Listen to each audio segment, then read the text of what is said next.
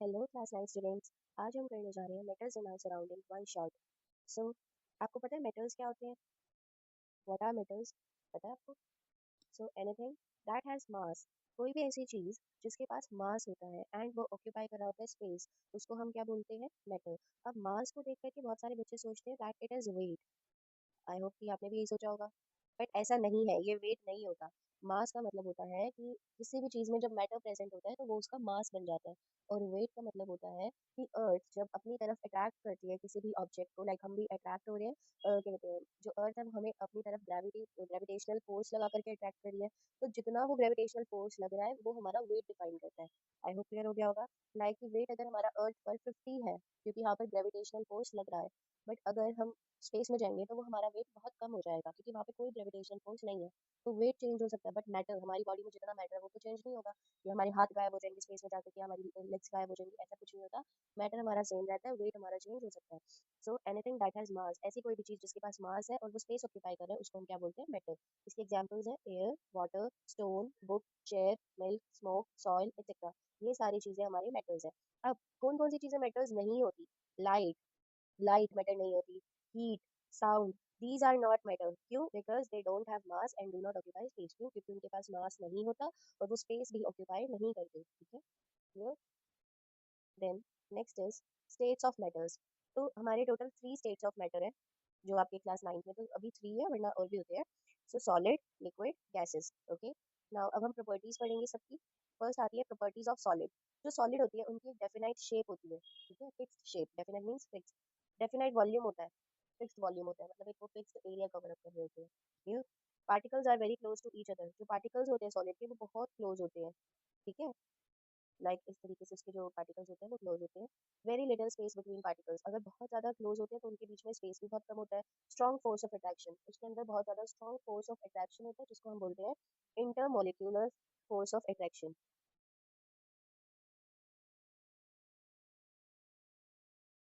Intermolecular force of attraction. Okay, particles can only vibrate eight their position. अब वो move नहीं करते, वो सिर्फ अपनी पोजीशन पर खड़ी खड़ी वाइब्रेट करती है। Clear? High density, high density होती है। ऑलमोस्ट इनकम्प्रेसिबल, वो इनकम्प्रेसिबल होते हैं, मतलब हम सॉलिड्स को दबा नहीं सकते। ठीक है, example stone, iron etcetera. Clear? Next is property of liquids. Property of liquids में लिक्विड्स की कोई डेफिनेट शेप नहीं होती। They take the shape of container. They take shape of containers. जिस कंटेनर में हम उसे रखेंगे वो उसी कंटेनर की शेप ले लेता है, बट इनकी डेफिनेट वॉल्यूम होती है। ठीक है, next particles have more space than solids. जो पार्टिकल्स होते हैं उनके अंदर ज्यादा स्पेस होता है, लाइक एक बीकर में अगर हमने वाटर रखा है तो उनके जो पार्टिकल्स होंगे उसके बीच में थोड़ा सा ज्यादा स्पेस होगा, सॉलिड्स की तरह उनमें कम स्पेस नहीं होगा। दे कैन फ्लो, वो फ्लो कर सकते हैं। स्लाइटली कंप्रेसिबल, वो थोड़े से कंप्रेसिबल होते हैं। ठीक है, and density less than solids, और जो उनकी डेंसिटी होती है वो सॉलिड से कम होती है। Example water, milk etcetera. Next is properties of gases. Properties of gases में गैसेस की ना तो कोई डेफिनेट शेप होती है ना ही उनका डेफिनेट वॉल्यूम होता है। उनके पार्टिकल्स में बहुत ज्यादा स्पेस होता है। ठीक है, very weak force of attraction, उनके बीच का जो फोर्स ऑफ अट्रैक्शन होता है वो भी बहुत कम होता है, बिल्कुल ना के बराबर। ठीक है, कैन फ्लो इजीली, अब वो हर डायरेक्शन में फ्लो करते हैं। ये all directions, they flow in all directions. Highly compressible, ये बहुत ज्यादा कंप्रेसिबल होते हैं, मतलब अगर किसी चीज में गैस भरी होगी ना तो हम उसको अच्छे से कंप्रेस कर सकते हैं। Very low density, diffuse very fast. Diffuse का मतलब होता है मिक्स। ओके, वो मिक्स भी हो जाते हैं बहुत जल्दी। Example oxygen, carbon dioxide etcetera. Next comes to physical states of matter. States of matter. अब जो फिजिकल स्टेट ऑफ मैटर है, that is matter is made up of tiny particles. जो मैटर है वो भी टाइनी पार्टिकल से बने होते हैं जिनको हम क्या बोलते हैं? Atoms. Clear? these tiny particles show following properties। ये जो टाइनी पार्टिकल्स होते हैं उनकी भी कुछ प्रॉपर्टीज होती है, जैसे हमने सॉलिड, लिक्विड और गैसेस की प्रॉपर्टीज पढ़ी है, ऐसे ही इन एटम्स की, इन जो ये टाइनी पार्टिकल्स होते हैं एटम्स, इनकी भी कुछ प्रॉपर्टीज होती है। फर्स्ट प्रॉपर्टी है matter is made up of very tiny particles. पहली प्रॉपर्टी तो यही होगी कि जो मैटर है वो बहुत टाइनी पार्टिकल से बने हुए होते हैं। Okay, if we break a piece of chalk again and again, अगर हम किसी पीस ऑफ chalk को बार बार बार बार तोड़ते जाएंगे, we still get chalk particles, हमें chalk particles ही मिलेंगे उसके बाद भी। This shows that matter is made up of very small particles. हम chalk को जितना छोटा कर सकते हैं, उसको जितना चूड़ा कर सकते हैं, वो उतना छोटा छोटा पार्टिकल में डिवाइड होता जाएगा। ठीक है, तो जब एक पॉइंट पर आकर के वो टूटना बंद कर देगा ना, दैट वो जो पार्टिकल्स फिर हमें मिलेंगे ना, वो सबसे टाइनी पार्टिकल्स होंगे chalk के। ठीक है, यहाँ पर एक दे रखी है figure, particles of matter are very small. जैसे ये जो एक पूरी ड्रॉप दिख रही है लिक्विड की, उसमें एक छोटा सा पार्टिकल मार्क कर रखा है, और उसके अंदर भी हमारे बहुत सारे पार्टिकल्स हैं। सो ये शो करता है कि metals are made up of very small particles. Next is particles of matter have space between them. जो पार्टिकल्स ऑफ मैटर होते हैं उनके बीच में स्पेस भी होता है। लाइक जब हम सॉल्ट या शुगर को डिसॉल्व कर रहे होते हैं वाटर में, the water level does not increase much. Water का लेवल तो ज़्यादा इंक्रीज नहीं हो जाता। क्यों? क्योंकि जो सॉल्ट और शुगर के पार्टिकल्स होते हैं वो एडजस्ट कर लेते हैं लिक्विड के पार्टिकल्स में या वाटर के पार्टिकल्स में। लाइक यहाँ पर हम देख सकते हैं कि ये ब्लू ब्लू वाले सारे वाटर के पार्टिकल्स है, और ये रेड वाला हम सॉल्ट या शुगर मान लेते हैं। व्हेन वी स्टिर देम, जब हमने उनको स्टिर किया, चलाया, तो ये जो रेड वाले पार्टिकल्स है वो ब्लू पार्टिकल्स के बीच बीच में कहीं कहीं पर एडजस्ट हो गए हैं। ओके, तो इसकी वजह से हमारा जो वाटर लेवल है वो सेम का सेम ही है, इंक्रीज नहीं हुआ ज्यादा। अगर होता भी है तो बिल्कुल ना के बराबर, इतना ज्यादा इंक्रीज नहीं होता। So this shows that the particles of salt occupy spaces between water particle. इससे हमें ये पता लगता है कि जो सॉल्ट के पार्टिकल्स है उन्होंने अपना स्पेस बना लिया है वाटर के पार्टिकल्स के बीच में। Clear? नेक्स्ट, थर्ड प्रॉपर्टी आती है particles of matter are constantly moving. और ये जो कॉन्स्टेंटली मूविंग वाला पॉइंट है ना, ये हमारा डिफ्यूजन शो करता है कि अगर पार्टिकल्स दो मैटर के मूव करते रहेंगे तो वो एक दूसरे के साथ क्या हो जाएंगे, डिफ्यूज हो जाएंगे, मीन्स मिक्स हो जाएंगे। सो डिफ्यूजन का मतलब होता है mixing of particles of to substances, दो सब्सटेंसेस के पार्टिकल्स का मिक्स होना ऑन देयर ऑन। ठीक है, खुद से। लाइक एग्जांपल देखें तो smell of perfume spreads in a room.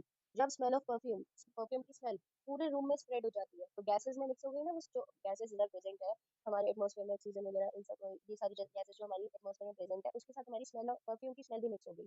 ये a drop of ink spreads in water, a drop of ink spreads in water। अगर हम एक ड्रॉप डालते हैं इंक की वाटर में तो वो भी पूरा मिक्स हो जाती है। Okay, so that is diffusion. Smoke spreads in air, air में स्मोक धुआं फैल जाता है, तो वो भी हमारा डिफ्यूजन हो गया कि गैसेस के साथ स्मोक भी मिक्स हो रहा है। Clear? Diffusion is fastest in gases. Gases में डिफ्यूजन बहुत ज्यादा तेज रहता है, लिक्विड्स में स्लोअर, गैसेस से कम रहता है, और सॉलिड्स में बहुत कम रहता है, स्लोएस्ट, बहुत कम। क्लियर? नेक्स्ट, फोर्थ आता है particles of matter attract each other. कि जो पार्टिकल्स होते हैं मैटर के वो एक दूसरे को अट्रैक्ट करते हैं। Like particles of matter attract each other with a force. उस फोर्स को हम क्या बोलते हैं, इंटरमोलिकुलर फोर्स ऑफ अट्रैक्शन, जो मैंने आपको बताया था, इंटरमोलिकुलर फोर्स ऑफ अट्रैक्शन। जो पार्टिकल्स के बीच में फोर्स ऑफ अट्रैक्शन लगता है उसको हम बोलते हैं intermolecular force of attraction. Okay, क्योंकि वो मॉलिक्यूल्स के बीच में जो लग रहा है, जो मैटर के मॉलिक्यूल्स है उन्हीं के बीच में जो फोर्स ऑफ अट्रैक्शन लग रहा है, that is called intermolecular force of attraction. Solids में ये अट्रैक्शन बहुत स्ट्रांग होता है। क्यों? क्योंकि सॉलिड एकदम ऐसे बिल्कुल जुड़ जुड़ के बना होता है ना, उसमें बिल्कुल भी स्पेस नहीं होता उसके मॉलिक्यूल्स के बीच में। लिक्विड्स में इट इज मॉडरेट, वो मॉडरेट रहता है, ज्यादा मतलब अट्रैक्शन नहीं होता। लिक्विड्स में मॉडरेट अट्रैक्शन रहता है, और गैसेस में बहुत वीक अट्रैक्शन रहता है, क्योंकि गैसेस के जो मॉलिक्यूल्स होते हैं वो सारी डायरेक्शंस में स्प्रेड करते हैं। अगर एक रूम है तो वो रूम में हर जगह स्प्रेड करेंगे, उनके बीच का जो फोर्स ऑफ अट्रैक्शन है वो बहुत कम होता है। तो यहाँ पर हमें एक फिगर दे रखी है, particles in coin have strong force of attraction. इधर शो है कि पार्टिकल्स ऑफ कॉइन, जो ये कॉइन है इसके पार्टिकल्स में बहुत ज्यादा फोर्स ऑफ अट्रैक्शन है। जैसे कि अगर हम इसके ऊपर हैमर से वो कर रहे हैं, हैमर कर रहे हैं उसको, तो वो ब्रेक नहीं हो रहा। क्यों? क्योंकि उसके मॉलिक्यूल्स के बीच में स्ट्रॉन्ग फोर्स ऑफ अट्रैक्शन है। लेकिन अगर हम चौक को ले, यहाँ पर ये चौक है, चौक को जब हमने हैमर हैमर से मारा तो वो चूरे में चूरा हो गया उसका। ठीक है, क्यों? क्योंकि चौक में जो पार्टिकल्स थे उनके बीच में लेस फोर्स ऑफ अट्रैक्शन था। ठीक है, next is effects of change of temperature. अब अगर हमारा टेम्परेचर चेंज होता है तो क्या होता है? सो सबसे पहला आता है व्हेन टेम्परेचर इंक्रीजेस, जब टेम्परेचर बढ़ जाता है। The kinetic energy of particles increases, kinetic energy जो होती है पार्टिकल्स की वो भी बढ़ जाती है। काइनेटिक एनर्जी आप ऐसे समझ सकते हो कि movement, sorry,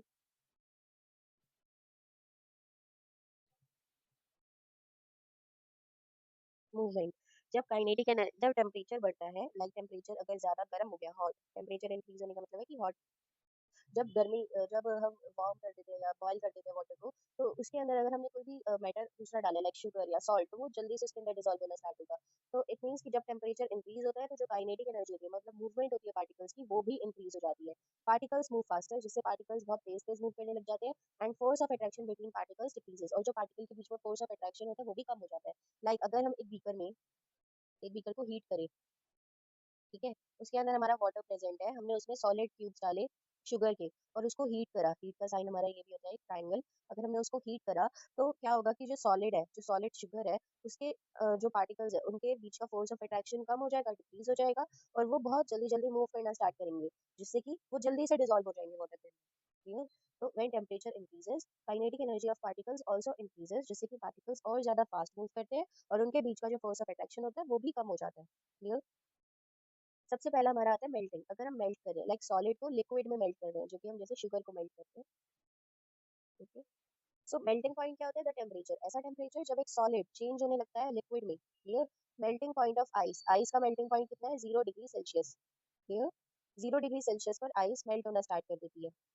next is latent heat of fusion. Latent heat of fusion का मतलब क्या होता है? When the amount of heat required, कितनी हीट रिक्वायर्ड है टू कन्वर्ट करने के लिए 1 kg of solid, 1 kg solid को इनटू अ लिक्विड, लिक्विड में एट इट्स मेल्टिंग पॉइंट, उसके मेल्टिंग पॉइंट पर without any change in temperature, means constant temperature पर। मींस कितना अमाउंट ऑफ हीट चाहिए हमें 1 kg सॉलिड को लिक्विड में कन्वर्ट करने के लिए, मेल्टिंग पॉइंट उसका कितना होगा जिसमें टेम्परेचर बिल्कुल चेंज ना हो। ठीक है, तो वो हमारा है latent fusion of heat. Like the amount of heat, कितनी अमाउंट ऑफ हीट हमें चाहिए सॉलिड को, 1 किलो सॉलिड को लिक्विड में कन्वर्ट करने के लिए, और टेम्परेचर उसका कांस्टेंट है। ठीक है, तो वो हमारा होता है लेटेंट फ्यूजन ऑफ हीट। जैसे यहाँ पे हमने आइस, आइस का मेल्टिंग पॉइंट बताया 0 डिग्री सेल्सियस, है ना? तो 0 डिग्री सेल्सियस पर आइस मेल्ट होना स्टार्ट कर देगी। ठीक है, ऐसी लेटेंट फ्यूजन ऑफ हीट क्या होता है कि कितनी हीट रिक्वायर्ड है एक सॉलिड को लिक्विड में कन्वर्ट होने के लिए। ठीक है, without any change in temperature, कोई टेम्परेचर चेंज हुए बिना। नेक्स्ट आता है बॉइलिंग। बॉइलिंग में हम लिक्विड्स को गैसेस में कन्वर्ट करते हैं। बॉइलिंग पॉइंट की डेफिनेशन क्या होती है? ऐसा temperature at which liquid changes into gas, जिसमें लिक्विड गैस में चेंज हो रही है। जैसे हमने वाटर को हीट करा और वो वाटर वेपर में कन्वर्ट हो रहा है। ठीक है, लिक्विड का हम एग्जांपल ले लेते हैं, water. Water changes into water vapour, water vapour. Clear? जब वाटर चेंज होता है वाटर वेपर में एट बॉइलिंग पॉइंट, ठीक है, कितने बॉइलिंग पॉइंट पर वाटर वाटर वेपर में चेंज हो रहा है, that is boiling point. Boiling point of water is 100 degree Celsius, that is 373 kelvin. जब हम इसको केल्विन में कन्वर्ट कर देंगे तो वो हमारा 373 केल्विन हो जाएगा। यहाँ पर भी सेम ही था कि 0 डिग्री तो सेल्सियस है, जब हम सेल्सियस से केल्विन में कन्वर्ट करेंगे तो वो 273 केल्विन आएगा। क्लियर? अभी हम इसका फॉर्मूला भी डिस्कस करेंगे। इधर बॉइलिंग पॉइंट ऑफ वाटर है 100 डिग्री सेल्सियस, और जब हम इसे केल्विन में कन्वर्ट करेंगे तो वो हमारा हो जाएगा 373 के। नेक्स्ट आता है लेटेंट फ्यूजन ऑफ वेपोराइजेशन। ये भी सेम है लेटेंट फ्यूजन ऑफ हीट की तरह, कि कितनी अमाउंट ऑफ हीट लगेगी 1 kg लिक्विड को कन्वर्ट करने में गैसेस में एट इट्स बॉइलिंग पॉइंट, और टेम्परेचर हमारा कांस्टेंट ही चलता रहेगा। ठीक है, टेम्परेचर सेम रहेगा without change in temperature. Clear? कि कितनी अमाउंट ऑफ हीट रिक्वायर्ड है to convert 1 kg of solid liquid, liquid 1 kg liquid को गैस में कन्वर्ट करने के लिए उसके बॉइलिंग पॉइंट पर without any change in temperature.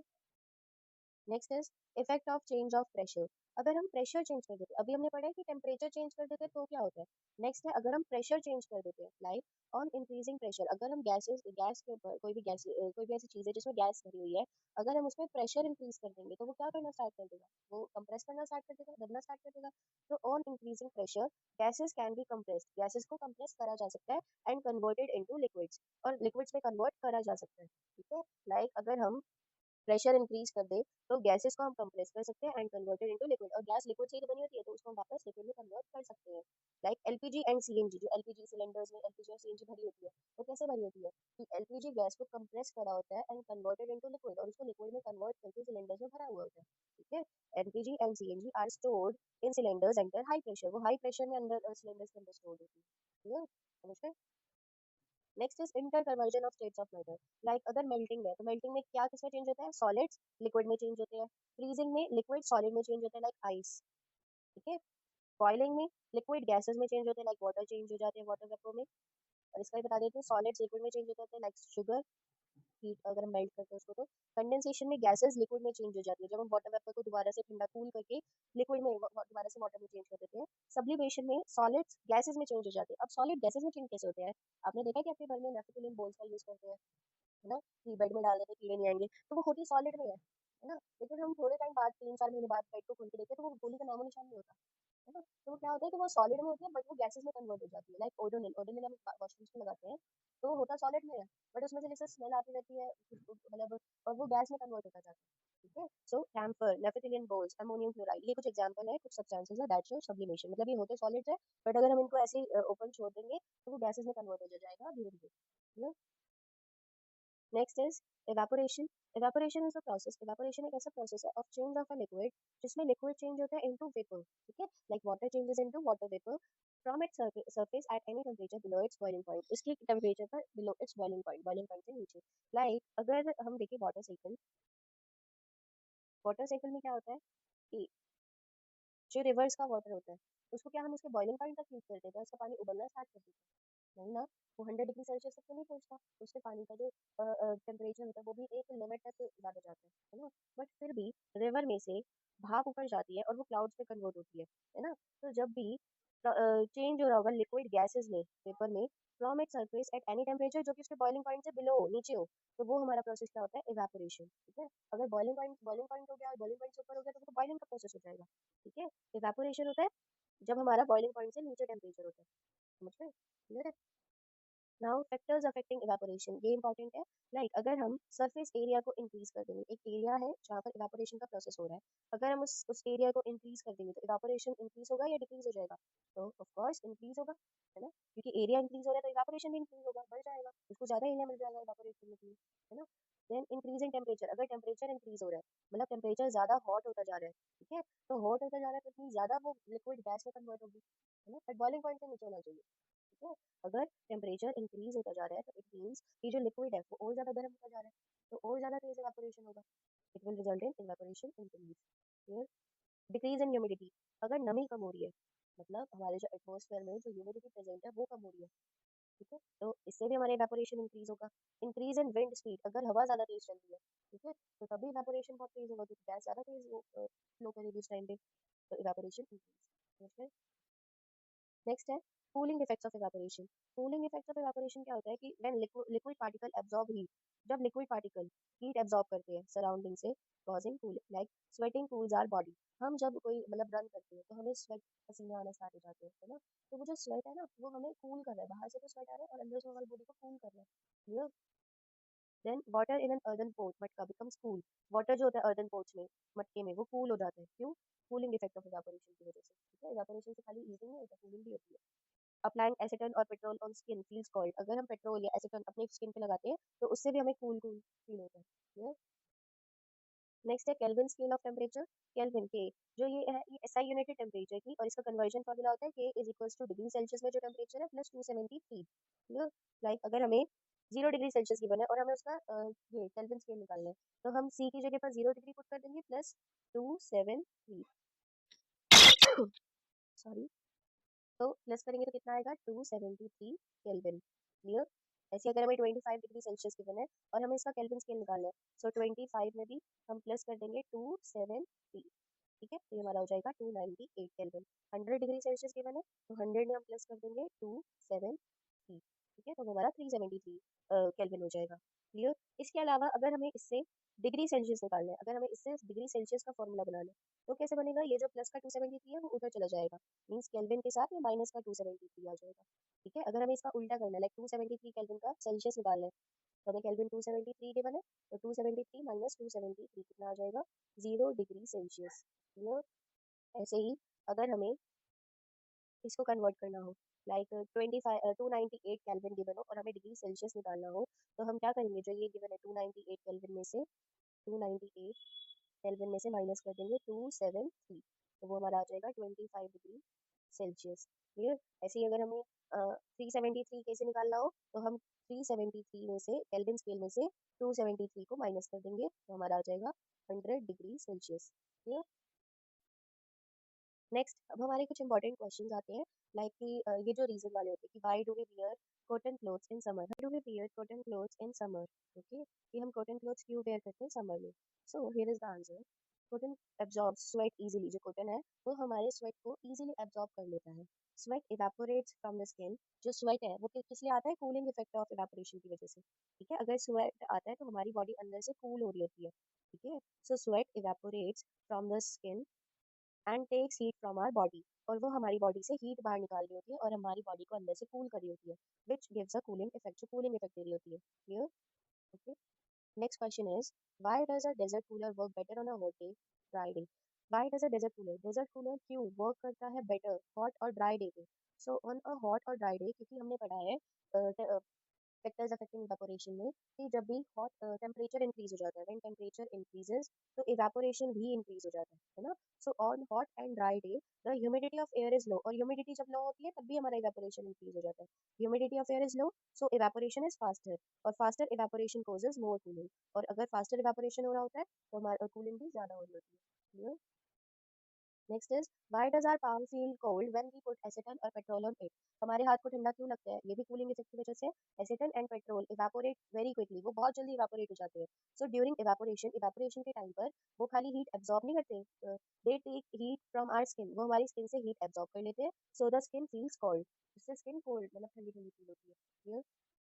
Next is why are we able to smell perfume from a distance, हमें इतनी दूर से परफ्यूम की स्मेल कैसे आ जाती है। सो परफ्यूम पार्टिकल्स जो होते हैं वो गैसेस से होते हैं। डिफ्यूज इन एयर, वो एयर में डिफ्यूज हो जाते हैं। सिंस डिफ्यूजन, सुन तो नहीं रही है, no problem.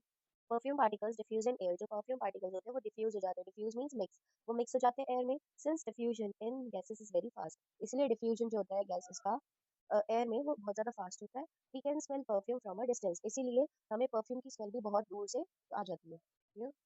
So that's all for this chapter. हमने इसमें ये रीजंस वाले क्वेश्चंस भी कर लिए हैं कवर अप। तो आई होप आपको पूरा ये चैप्टर क्लियर हो गया होगा अच्छे से। एंड प्लीज इस चैनल को लाइक शेयर सब्सक्राइब जरूर करें, और इसके बाद आपकी केमिस्ट्री के जो और भी चैप्टर्स है वही शॉर्ट वो भी अपलोड होते रहेंगे। Thank you.